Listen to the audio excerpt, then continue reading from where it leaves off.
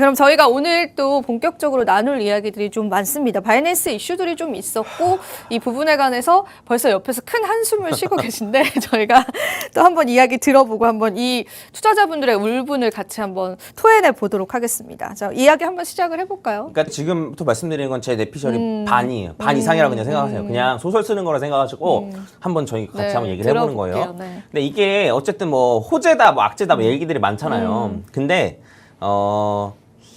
저는 비트코인, 이더리움한테는 호재. 그다음에 나머지 알트코인들, 뭐 특히나 POS 코인들한테는 뭐 조금 악재?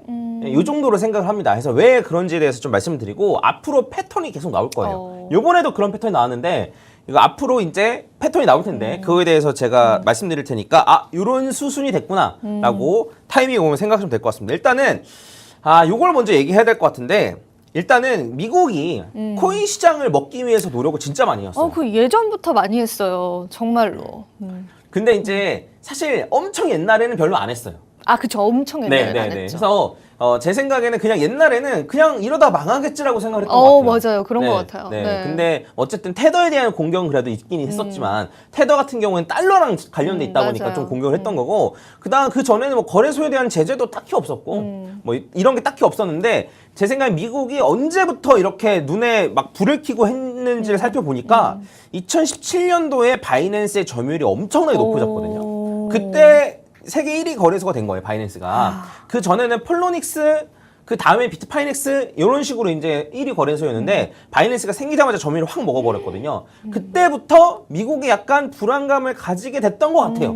그래서 그때부터 슬금슬금 시비를 걸기 시작합니다. 바이낸스한테 시비를 걸기 시작하는데 그 어쨌든 코인 시장을 먹어야겠다라고 생각을 굳힌 이유로 미국에서는 플랜 A를 가동했는데 플랜 A가 뭐냐면 어떤 거죠? 거래소를 활용해서 점유율을 먹겠다는 거예요. 바이낸스가 있으니까 다른 거래소, 우리가 밀어주는 거래소, 물론 대놓고 밀어주는 건 아니지만 어쨌든 우리가 뒤에서 잘 밀어줘가지고 바이낸스의 점유율을 좀 약화시키는 그런 식의 플랜 A를 진행을 했었었고 원래는 코인베이스를 밀어주려고 했었던 것 같은데 코인베이스는 상장을 해버려서 맞아요. 상장을 해버리면 규제 때문에 사실 바이낸스를 이기기 쉽지 않거든요. 그래서 코인베이스 말고 다른 거래소를 밀어주기 시작하는데 그게 FTX 였던 것 같아요. 거였구나. 네, 그래서 FTX를 계속 밀어서 그래서 이제 뭐 샘 뱅크먼 프리드랑 게리 겐슬랑 뭐 미팅도 많이 하고 뭐 규제도 뭐 하고 뭐 이렇게 유리하게끔 만들어주고 해가지고 FTX가 급속도로 커졌는데 FTX가 스스로 자멸했죠.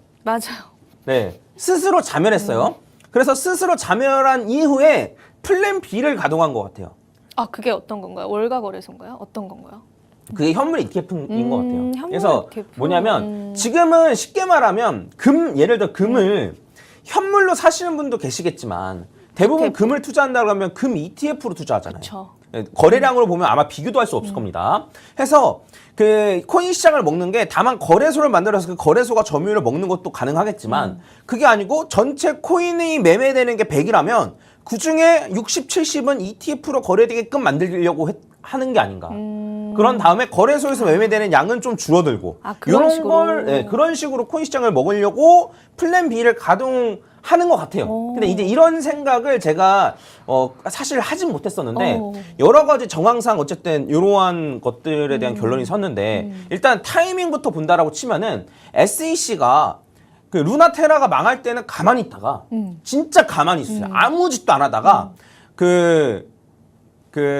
요 FTX가 망하자마자 아주 난리를 치기 시작합니다. 네, 가만히 있다가 FTX 망하니까 바이낸스한테 소송, 맞아요. 그 다음에 뭐 알트코인들은 다 증권이다부터 시작해가지고 아주 그냥 난리 부르스를 쳤단 말이에요. 난리를 쳤죠. 근데 그게 사실 정상적으로 투자자 보호하고 하려면 루나테라 망할 때도 어쨌든 나섰어야 되는데 나서지 않고 FTX가 망하자마자 이런 것들을 벌였다는 거죠. 그래서 근데 이제 제가 생각하기로는 너무 좀 과한데, 그러니까 바이낸스에 대한 시비, 그다음에 알트코인들, POS 코인들 전부 다 증권이다라고 태클 거는 요게 너무 과한데라는 생각이 좀 들었었는데, 근데 그런 와중에 갑자기 블랙록이 현물 ETF를 신청합니다. 신청하고, 그죠. 네. 근데 저는 이것도 현물 ETF를 지금 왜 신청하지라고 생각했었거든요. 왜냐면 블랙록이랑 게리 겐슬러가 친해요.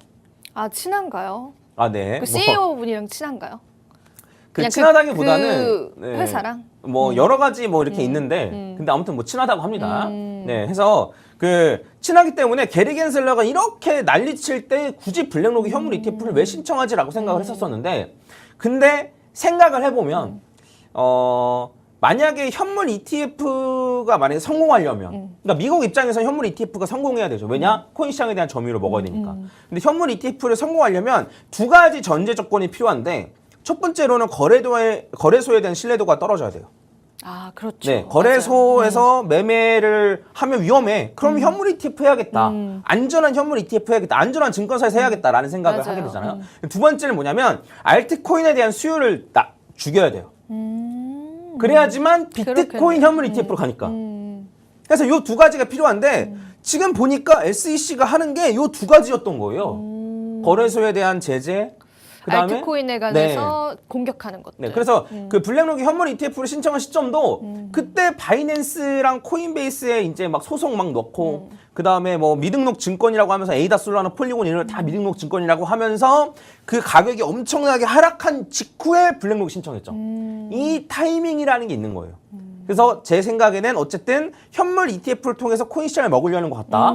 그리고 현물 ETF를 성공시키려면 전제 조건이 두 개 필요한데 그 두 개를 SEC가 그동안 잘 해왔다. 그래서 이런 식으로 코인 시장을 먹으려는 것 같고, 요번에도 마찬가지예요. 요번에도 뭐냐면 그 크라켄에 대한 고소가 최근에 이루어졌어요. 아시죠? 아, 네. 네. 그래서 크라켄에 대한 소송이 이루어졌는데, 크라켄에 대한 소송의 내용이 미등록 증권을 너네 마음대로 하고 있다. 팔았다. 네네. 해서 결과적으로는 에이다, 솔라나 이런 애들이 증권이다를 주장한 거였어요. 그런 다음에 요번에 바이낸스 벌금 물었죠. 그러면 그 POS 코인에 대한 요 수요를 낮추고, 그 다음에 거래소에 대한 신뢰 낮추고, 그 다음에 오늘 아침에 무슨 일이 있었죠? 오늘 또 북한 관련한 이슈가 아니요, 있었죠. 블랙록이랑 블랙록 SEC랑 이제 현물 ETF 관련해가지고 그 논의를 했습니다. 네, 논의를 했다. 네. 그러니까 요 순서대로예요. 앞에 요거에 대한 신뢰도 깎고, 거래소에 대한 신뢰도 깎고, POS 코인들은 다 증권이다 불안감 심어놓고, 그런 다음에 현물 ETF 관련된 기사 띄우고, 요 순서대로 그동안 계속 진행왔었고, 그다음에 요 순서대로 앞으로 진행될 가능성이 높습니다. 그래서 이러한 측면으로 본다라고 치면은 제 생각에는 어쨌든 바이낸스에 대한 요런 제재가 어쨌든 벌금 물고 한 게 현물 ETF를 위한 약간 뭐 그런 기반 작업이라고 친다면 비트코인, 더 나아가서는 이더리움까지는 호재라고 볼 수 있는 거죠. 그거 빼고는 사실 다 악재가 되겠네요. 네, 그렇죠. 그리고 어쨌든 현물 ETF를 위한 거라면 알트코인들을 죽이려고 하기 때문에 그러한 측면에서는 알트코인 약간 악재라고 보는 거예요. 그래서 시간이 별로 안 남았지만 네, 빠르게 한번 빠르게 보면은 들어보겠습니다. 네. 그 바이낸스한테 소송을 걸었던 그 집단 단체가 세 군데였어요. 하나는 그 미국 법무부라 돼 있는데, 이게 미국이에요. 그냥 쉽게 말하면 미국이죠. 법무부, 재무부 네. 해가지고 미국이고, 미국 정부고, 그 다음에 CFTC도 있었어요. CFTC 있었어요. 네. 네. 그 다음에 SEC가 있었어요. SEC도. 네, 이렇게 세 군데랑 어쨌든 세 군데가 바이낸스에 대해 태클을 걸었었던 너무 거였는데. 심하네요, 그죠? 네. 한 나라에서 그죠? 네네. 네. 근데 요번에 그 벌금을 문 걸 보면은 요 미국 재무부랑 CFTC는 있는데 SEC는 빠졌어요. 그렇네요. 네, 해서 어쨌든 요거 같은 경우에는 그 바이낸스에서 뭐 고객들 자금을 유용한다거나 FTX처럼, 안 그러면 시세 조작한다거나 이런 건 없었다.